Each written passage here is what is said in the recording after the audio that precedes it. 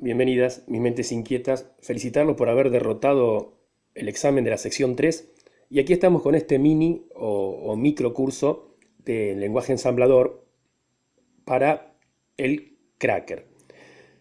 Bueno, aquí vemos que cuando una máquina procesa información, en realidad, como vamos a ver al final, está utilizando algo llamado lenguaje máquina, que no es otra cosa que una sucesión de unos y ceros codificados para que la máquina lo entienda, porque en definitiva el lenguaje de la máquina es binario, ceros y uno, ¿ok? Después, para que sea humanamente más inteligible, más manejable, se puede representar con notación hexadecimal. Concretamente se va a representar con dos dígitos en hexadecimal. Un dígito en hexadecimal me da 4 bits, así que con dos dígitos yo tengo un byte, ¿ok? Que es generalmente cómo se agrupan las palabras en un ordenador. También se pueden agrupar de a 16 bits, es decir, de 2 bytes, de 32, ¿ok? Pero vamos a empezar por el primer escalón de esta escalera fascinante que es el cracking a nivel de procesador. Los programas, cuando uno habla de un programa hecho por un ser humano, están programados en un lenguaje de programación. El lenguaje de programación más cerca al nivel máquina, al código máquina, es decir, a los ceros y a los unos, que puede utilizar un ser humano sin morir en el intento, es el ensamblador. ¿Sí? A más bajo nivel significa que está más cerca del lenguaje que entiende las máquinas. Después hay lenguajes más superiores, como vimos, que generan, es más fácil programar, pero generan código redundante y demasiado grande, ¿ok? Y pesado. Por eso lo que está programado en ensamblador tiene la característica de ser muy liviano, muy preciso en la línea de tiempo, ¿ok? Y muy rápido. Entonces, bueno, cuando hablamos de programar, cuando hablamos de craquear, vamos a buscar instrucciones, no en código máquina, porque si no sería imposible, 0, 1, 1, 0, sino que vamos a hacer una desensamblación del código de la máquina, los ceros y 1, y obtener este tipo de lenguaje que se está viendo acá en esta infografía, ¿ok? Esto es ensamblador. El ensamblador está compuesto, como dice ahí, por instrucciones, ¿ok? Las instrucciones son, por ejemplo, estas. Por ejemplo, mov o mover es una instrucción. Generalmente las instrucciones en ensamblador pueden tener 2, 3 o 4 letras, ¿ok? Acá hay una instrucción de interrupción, generalmente interrupción 20. La H es que está dada en hexadecimal, ¿no? No en decimal. Y generalmente interrupción 21, interrupción 20 se utiliza para salir del programa, ¿ok? Esto lo que hace es finalizar la ejecución del programa. Después tenemos, bueno, acá no se ve, pero generalmente hay llamadas, o sea, call, instrucciones de salto, que son las que nos interesan, ¿sí? Y después dice, acá está diciendo que están compuestos por instrucciones máquinas las cuales operan a nivel de registros. Acá se empieza a poner bueno, muchachos. Primero, instrucciones, acá tenemos varias más, ¿ven? Por ejemplo, podemos ver la instrucción que, bueno, que quedó tapada ahí arriba, acá arriba, pero en realidad la primera arriba dice call, ¿sí? Esta es una instrucción que es buscada por el cracker. Después tenemos varias instrucciones para hacer borrado, instrucciones para detener, instrucciones para interrumpir, como dije, y salir del flujo del programa.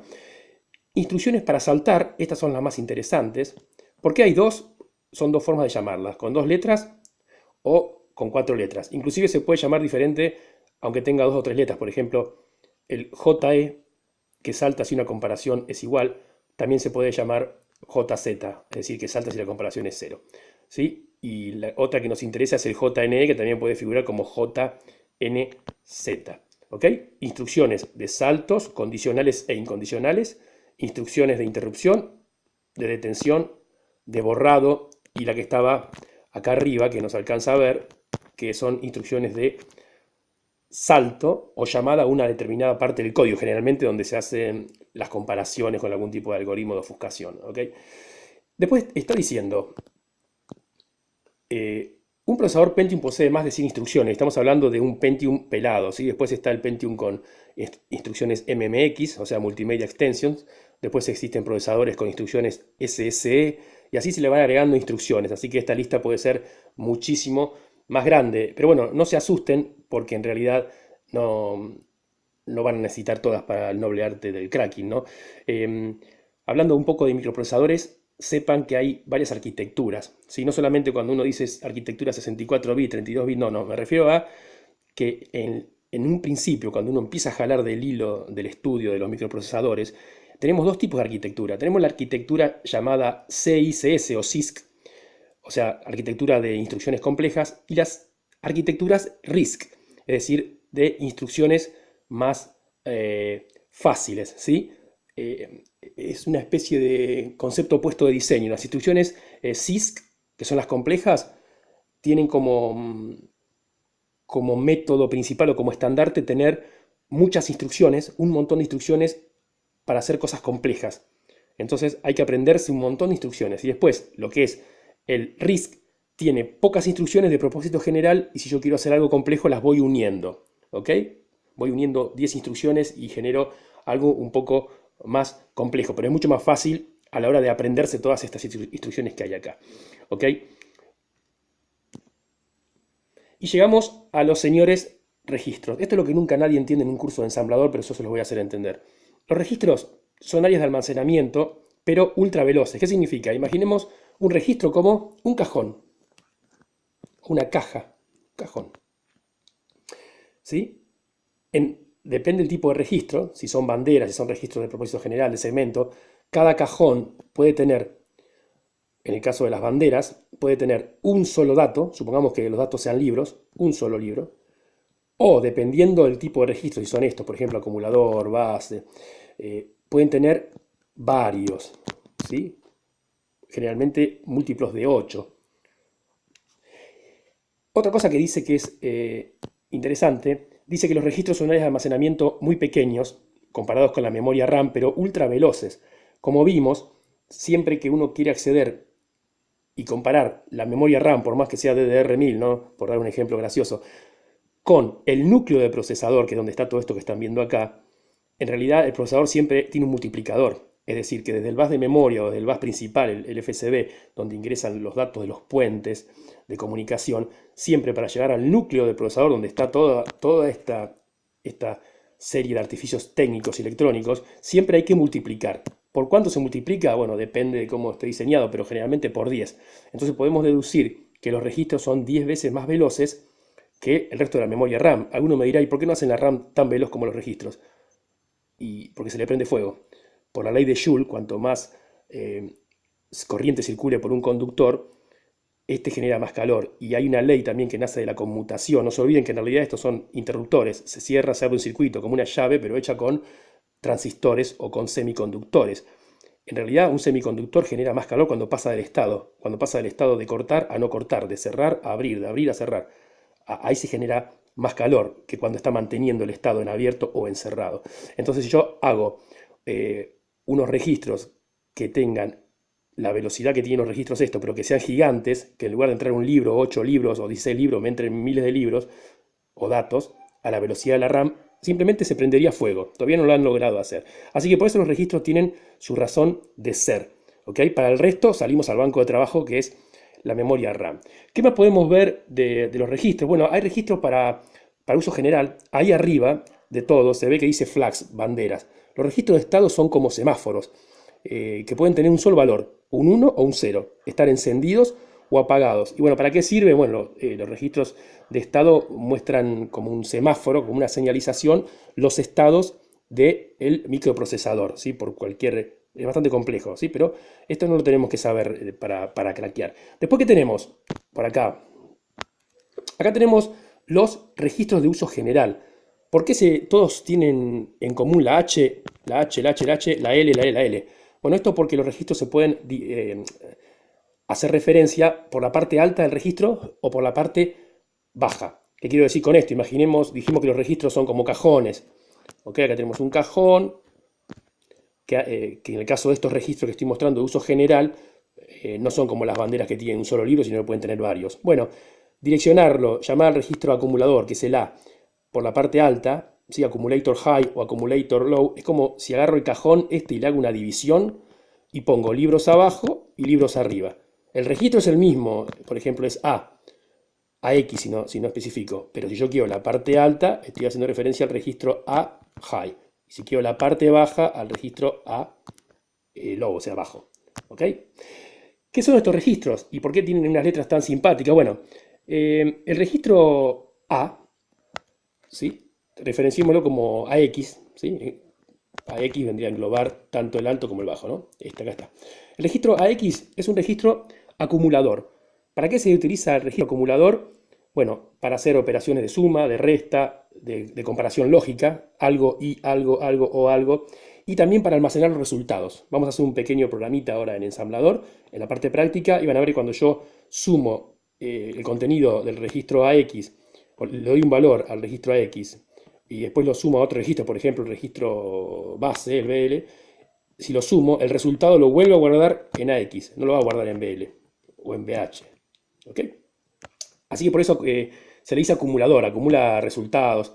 Después, el registro BX es un registro base. Se usa para dar direcciones de inicio, tabla, también se puede utilizar para poner valores para hacer operaciones matemáticas, sumar, restar. El registro C, se dan cuenta que esto es inglés, ¿no? Accumulator, base, counter, acumulador, base, contador. Y la D es data registry, es un registro de multiuso de datos, ¿sí? El registro contador, para los que vienen de la vieja escuela del BASIC, se utiliza para hacer los loops. Un for next, por ejemplo. Yo tengo algo que el programa empieza acá, acá, acá, y tengo un valor, por ejemplo, A. Y A va a ser igual a 1. Y el programa empieza a dar vuelta. Y cuando da la segunda vuelta, A tiene que ser igual a 2. Y cuando da la tercera vuelta por el código, A tiene que ser igual a 3. Por ejemplo, si yo hace un programa que cuente ciclos. ¿Dónde guardo el 1, el 2 y el 3? En este hermoso registro C o counter o de contador. ¿Sí? ¿Qué más podemos ver? Tenemos otros registros, si nos fijamos acá. Tenemos registro de segmento. ¿Sí? No voy a ser tan específico con el registro de segmento como lo fui con esto, porque en realidad para el cracker no le interesa mucho. Los registros de segmento, digámoslo así, se utilizan para direccionar la memoria de acceso aleatorio, la RAM. ¿Sí? Para ubicar un inicio en la RAM o un lugar específico de la RAM que se va dividiendo en pequeñas celditas. ¿Ok? No es que un cajón puede contener 1.000.000 de libros, no. Si yo quiero almacenar más información, pongo más cajones. Pero tiene cada cajón un límite, ¿ok? Se va direccionando en casilleritos que tienen unas decenas de K, por decirlo así. ¿Qué más tenemos? Registro de puntero, acá abajo, acá. Los registros de puntero, que acá tienen sus nombres, se utilizan básicamente para dar el offset. ¿Se acuerdan que el offset, si yo tengo esto es un programa y tengo dato, puede ser 0, 1, 0, 1, 1, 0, como venga el programa, acá está el offset 0. Pero si yo quiero empezar a contar desde acá para allá, y bueno, entonces el offset va a ser 1, 2, 3, 4. Acá vamos a estar con offset, ¿ok? Offset, bueno, en 4. Bueno, se complica dibujar con esto. Offset en 4. Así que es muy importante. Yo direcciono los segmentos de RAM y después voy haciendo corrimiento para ir ejecutando, ¿ok? ¿Qué más tenemos? A ver, tenemos, acá aparece la unidad aritmético-lógica, Arithmetic and Logic Unit. Ya vimos lo que era, es una unidad que se encarga de hacer la parte aritmética, es decir, sumar, restar, dividir, y la parte lógica, comparar y o. ¿Qué es la parte lógica? Por ejemplo, esto es una compuerta. La compuerta puede tener, bueno, no me sale la forma, pero puede tener, si es una compuerta, por ejemplo, end y esta es la entrada y esta es la salida, yo acá voy a tener solamente un 1 cuando estas dos patitas tengan un 1. Es decir, cuando esta y, porque es un i, esta. Si fuese una compuerta o, or, yo voy a tener solamente una salida en 1 cuando acá tenga un 1 y acá un 0. O sea, 1 o otro. O puedo tener un 1 acá y un 0 acá. ¿Ven la diferencia? Es lógica. Ese tipo de lógicas también la maneja la unidad aritmético-lógica. En las primeras computadoras, hablamos de la década del 90, la unidad aritmético-lógica no podía hacer cuenta con números con coma, era todo entero. Así que si quería hacer cuentas con número con coma se tenía que disfrazar cuanto menos de Houdini, ¿no? Pero lo hacía y ponía más lento todo. Hasta que, bueno, empezaron a llegar con los 386, los procesadores 386, algo llamado CoPro, el coprocesador matemático. El coprocesador matemático no era otra cosa que la unidad de punto flotante, FPU, Floating Point Unit, que era la que podía hacer cuentas con números con coma, con números reales, ¿no? Después, bueno, hoy en día cuando uno habla de ALU ya sabe que tiene incorporada la FPU, porque hoy en día ya viene así. ¿Qué más podemos ver? Lo que nos queda en esta infografía es acá está, la la unidad de control. Esta está medio olvidada, nadie te explica bien qué es la unidad de control. La unidad de control lo que hace es ejecutar operaciones físicas elementales en un orden específico para que se ejecute cada instrucción que vimos del programa. ¿Ok?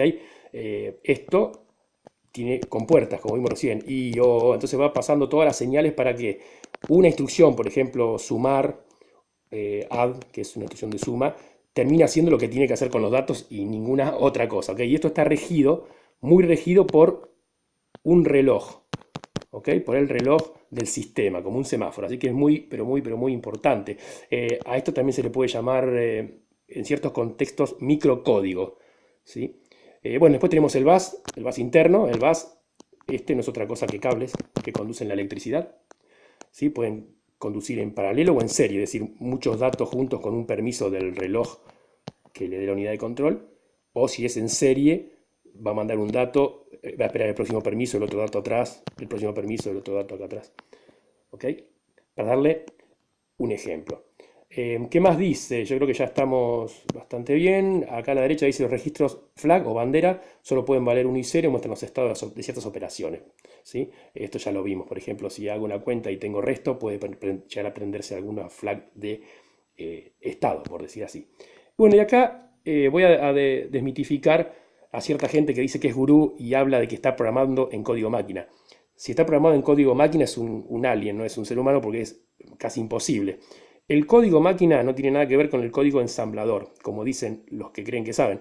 El código ensamblador es esto que se ve acá, donde uno puede ver instrucciones humanamente inteligibles.